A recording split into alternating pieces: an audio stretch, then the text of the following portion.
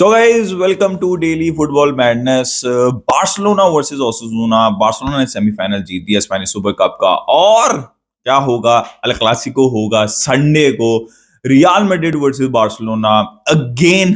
तो उसके ऊपर तो हम डिटेल में जो है वो बात करते हैं। तो हम मैच के ऊपर भी बात करेंगे।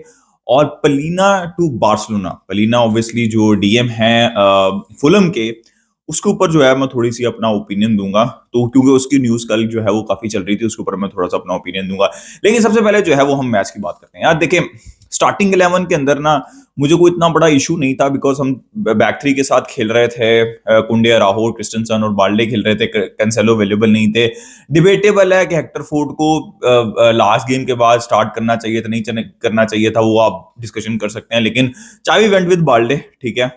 उसके अलावा बाकी और कोई मेरे ख्याल में डिबेट बहुत बड़ी थी नहीं।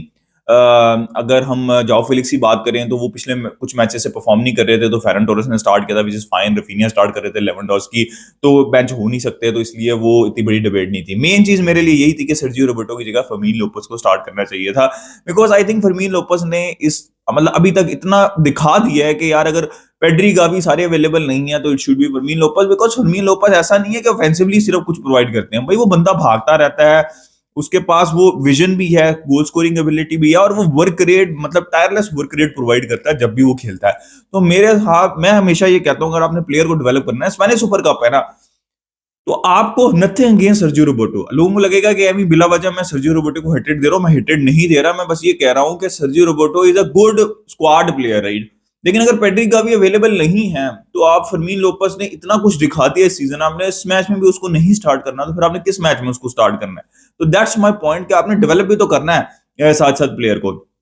तो लेकिन चावी बिंग चावी वो सर्जियो रोबर्टो, उन्होंने मैच के बाद भी कहा कि सर्जियो रोबर्टो एक अच्छा स्क्वाड प्लेयर है, मैं ये बात से एग्री करता हूं, but he should not be starting every game. Because वो एक मोमेंट प्लेयर है, वो मोमेंट के अंदर गोल वगैरह स्कोर कर देंगे, लेकिन वो आपको मतलब वो जो स्मूथनेस है वो नहीं देंगे, कभी भी नहीं देंगे। वो रिदम को कंट्रोल नहीं करेंगे। वो ऐसा नहीं लगेगा कि यार बारसा इन कंट्रोल है with Sergio Roberto on the field. ये एक मेरा ओपिनियन है, राइट। अब अगर हम मैच की बात करें तो यार फर्स्ट हाफ, मैं ये नहीं कहूंगा बारसा बहुत बुरा खेली। मैं ये कहूंगा कि फर्स्ट हाफ में ओसुसुना के पास भी चांसेस थे, बारसा के पास भी चांसेस थे। ओसुसुना ने भी अपने चांसेस नहीं लिए, चले यहाँ भी है तो ओसुसुना से एक्सपेक्ट करते हैं ना। बट बारसा लेवेंडोस्की ने दो तो बहुत इजी चांसेस थे, राइट। एक तो वो जो पहला वाला था जिसके अंदर इतनी स्पेस थी, इतनी टाइम था उनके पास, और फिर भी वो शॉट नहीं ले सके। फिर उसके बाद जो हेडर वाला था वो भी बहुत अच्छा चांस था, वो भी उन्होंने टारगेट पे नहीं किया। उसके बाद एक और चांस आया उनके पास, तीन चांसेस के बाद उन्होंने चौथा, जो कि अच्छी फिनिश थी, क्रेडिट लेवेंडोस्की की, वो अच्छी फिनिश थी, डिफिकल्ट फिनिश थी, और उन्होंने गोल स्कोर किया when it mattered the most. तो वो क्रेडिट है लेवेंडोस्की को। लेकिन मेरा उससे भी बड़ा इशू है लेवेंडोस्की से। देखें यार, गोल नहीं भी कर रहे ना, आप देखें, मैं डार्विन नूनियस की बात करता हूँ, वो कभी कभार स्ट्रगल कर रहे होते हैं गोल के सामने, but he is doing so much more, right. अब लेवेंडोस्की से सबसे बड़ा मेरा जो इशू है ना, वो ये है कि वो लिंकअप प्ले नहीं कर पा रहे, ठीक है, बिल्कुल भी नहीं कर पा रहे। कल दो ओकेजन्स पे ऐसा हुआ है, आप जाके देख लें। एक सिंपल पास करना था, उन्होंने उनकी जो मतलब वो पास के ऊपर पावर थी ना, वो मतलब वो ही नहीं उनसे हो पाई। मतलब पास शॉट, एक दफा तो उन्होंने एक पास किया तो इतना वो उन्होंने हल्का पास कर दिया कि उसको जाके वो पास खुद ही कलेक्ट करना पड़ा, क्योंकि मतलब इतना हल्का पास उन्होंने कर दिया था। और दोनों ओकेजन्स के ऊपर काउंटर पड़ा था, और बहुत dangerous clear cut chances create हुए थे। अगर कोई भी और टीम होती, real Madrid, Atletico Madrid, city, कोई भी बड़ी टीम होती, वो आपको गेम में वापस ना आने देती। तो पॉइंट इस सारी डिस्कशन का ये है, जब मैं लेवेंडोस्की की बात कर रहा हूं, भाई एक तो बॉल गिव अवे मत करो, पहली बात ये है। लिंकअप प्ले, अगर गोल नहीं हो रहा, लिंकअप प्ले है तो इंप्रूव करो भाई, अपना सिंपल पासिस तो इंप्रूव करो अपने। मतलब उसके बगैर कैसे आप, मतलब कैसे हम सरवाइव करेंगे? और दूसरा, आप अपने चांसेस लो, क्योंकि रियल मैड्रिड का आपको याद होगा, ला लीगा के अंदर हमने पहला हाफ बहुत अच्छा खेला था और 1-0 लीड भी कर रहे थे, but we didn't take our chances. तीन चार बहुत अच्छे चांसेस थे, और फिर सेकंड हाफ में वो ले गए थे गेम। तो बड़ी टीम ऐसे ही करती हैं, वो आपको मौका नहीं देंगी बार बार। तो ये चीज पता नहीं कैसे, क्योंकि यार पॉइंट ये है कि लेवेंडोस्की भी आउट ऑफ फॉर्म है। Raphinha on hit and miss, मतलब इंजर्ड हो गए। रफीनिया की by the way guys update ये है कि रफीनिया की कुछ सोर्सेज पहले रिपोर्ट कर रहे थे हैमस्ट्रिंग का, अब कुछ सोर्सेज ये रिपोर्ट कर रहे हैं कि जो रफीनिया है वो मसल इंजरी है, and he might be available for the Clasico, right. तो रफीनिया उतना बुरा नहीं खेल रहे थे जब वो सब्स्टिट्यूट हुए। सो मेन चीज ये है कि यार बारसा को अपने चांसेस लेने हैं, ठीक है। वरना ये इस तरह की गेम प्ले से तो आप ओसासुना के अगेंस्ट अगर स्ट्रगल कर रहे थे, तो आप रियल मैड्रिड के अगेंस्ट भी स्ट्रगल करेंगे। अगर मैं बात करूं प्लेयर बाय प्लेयर पार्ट को, Inaki Pena has been brilliant ever since test tackling की इंजरी। बहुत दफा उन्होंने गेम में रखा, 3-4 तो बहुत अच्छे सेव्स किए। Back is back, right? तो अब लोग जितना मर्जी क्रिटिसाइज कर लें, बट बैक में बाल्डे भी पार्ट है उसका, राइट? तो जो सबसे बड़ा पॉजिटिव लगा ना मुझे इस गेम के अंदर, राइट, वो ये लगा मुझे कि हमने क्लीन शीट निकाली, और किसी भी मोमेंट के ऊपर, आई नो उन्होंने क्लियर कट चांसेस क्रिएट किए, लेकिन कोई मिस्टेक नहीं हुई, कोई मतलब रिलैप्स नहीं हुआ defensively. And that's why always say कि हमें 3 सेंटर बैक के साथ जाना चाहिए, और हमें एल क्लासिको भी 3 सेंटर बैक के साथ जाना चाहिए। इवन जब कंसेलो भी अवेलेबल हो तो कंसेलो और बाल्डे में से किसी एक को खेलना चाहिए, and that is for sure. चावी को नहीं खिलाना चाहिए 2 सेंटर बैक्स को, राइट साइड पे कंसेलो और लेफ्ट साइड पे बाल्डे को। नहीं है सस्टेनेबल भाई वो, क्योंकि आपके पास बुस्केट्स नहीं है आगे to control the rhythm, right? ये बात आप हमेशा याद रखें। फिर आई थिंक यार Frenkie de Jong is magical as always, he had a brilliant game.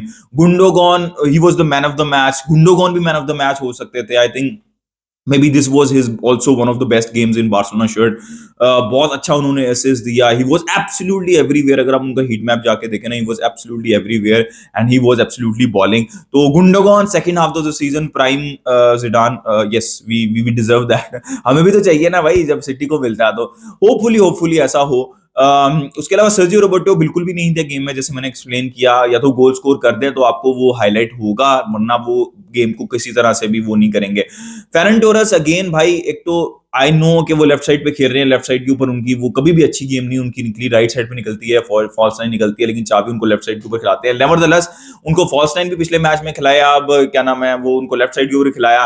बात हमेशा लेवेंडोस्की को बेंच करने की होती है, बट भाई लेवेंडोस्की को बेंच किया, चांसेस दिए फेरन टोरस अपने चांसेस नहीं ले रहे।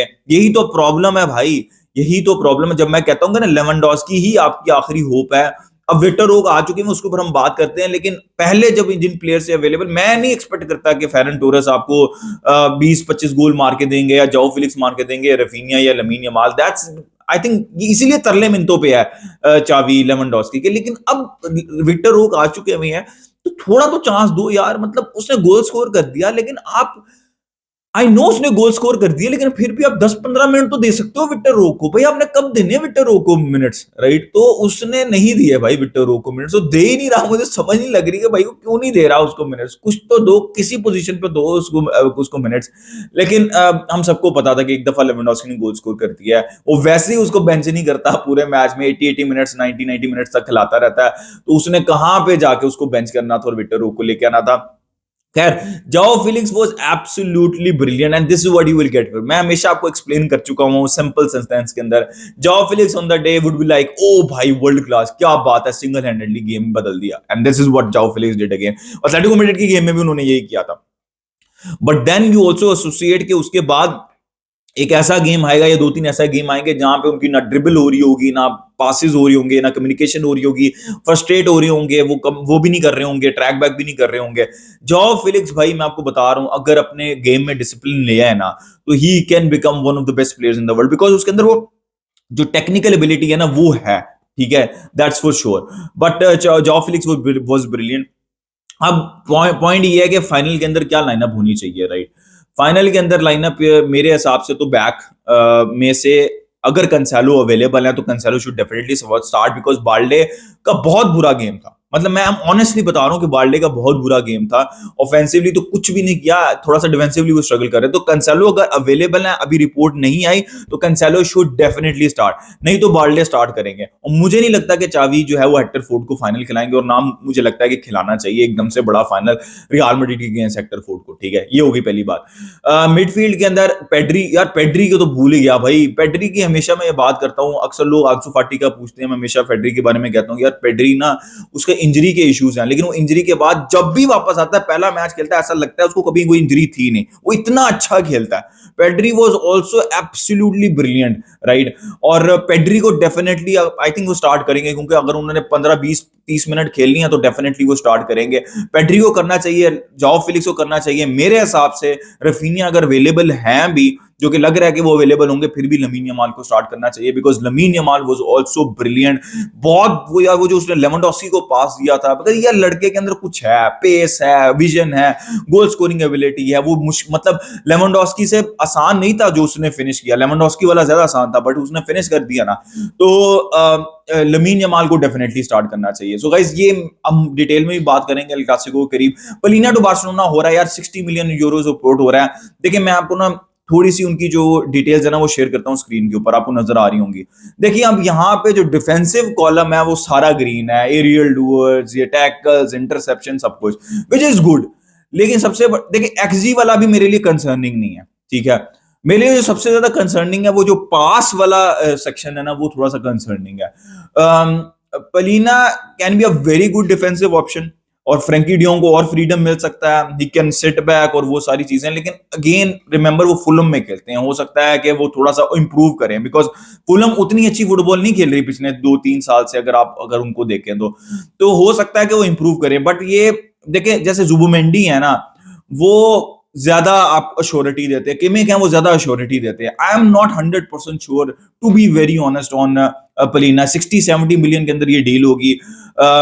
डिफेंसिव बहुत अच्छी है जैसे आपने देख लिया, विच इज गुड। बट हमें एक ऐसा प्लेयर चाहिए जिसका जो पास प्रोग्रेशन रेट है वो बहुत अच्छा हो। तो आई एम नॉट अभी 100% sure. I think we can should look for other better options in my opinion. So guys, ये मेरा ओपिनियन था रिगार्डिंग द मैच। अपना ओपिनियन दें, लाइक कर दिएगा, सब्सक्राइब कर दिएगा। मिलते हैं अगली वीडियो में। विस्कल बारसा।